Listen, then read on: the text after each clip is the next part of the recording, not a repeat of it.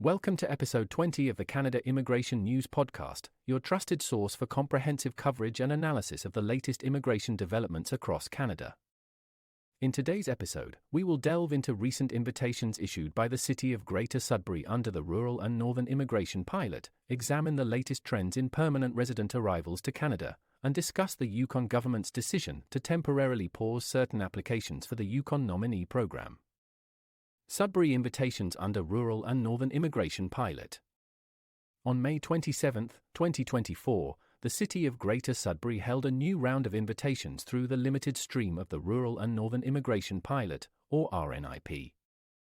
In this draw, Sudbury considered 6 candidates, with the lowest scoring invited candidate achieving 155 points.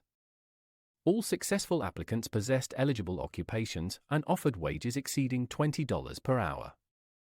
This year, the City of Greater Sudbury has extended a total of 456 invitations through the RNIP. Since the program's inception, Sudbury has recommended approximately 846 individuals for permanent residence under this pilot. Decrease in Canadian permanent resident arrivals. According to the latest data from IRCC, permanent resident arrivals to Canada continue to decline for the second consecutive month in March, following a peak in January. Specifically, immigration levels dropped by 11% in March, with 34,785 newcomers arriving, compared to 39,090 in February and 47,745 in January.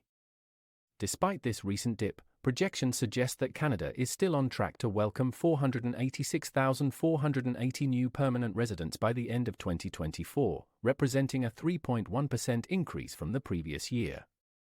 These figures align with Canada's 2024 to 2026 immigration levels plan, which aims to admit 485,000 newcomers in 2024, followed by 500,000 in both 2025 and 2026. Yukon Nominee Program pauses Whitehorse applications. The government of Yukon has announced a temporary pause in accepting Whitehorse-based applications for the Yukon Nominee Program. This measure is intended to streamline efforts and allocate resources towards processing the existing backlog of applications.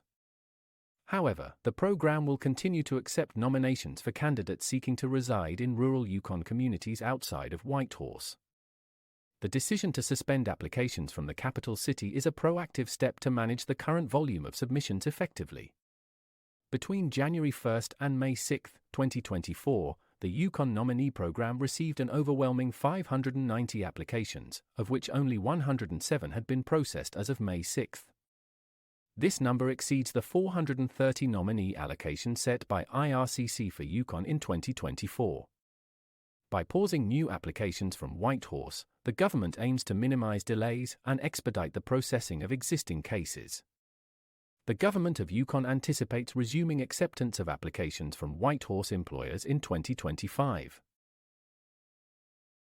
This concludes episode 20 of the Canada Immigration News Podcast. We appreciate your attention and interest in staying informed about the latest immigration policies, programs, and statistics across Canada. Join us for our next episode, where we will continue to provide comprehensive coverage and insightful analysis on Canadian immigration matters. Thank you for listening.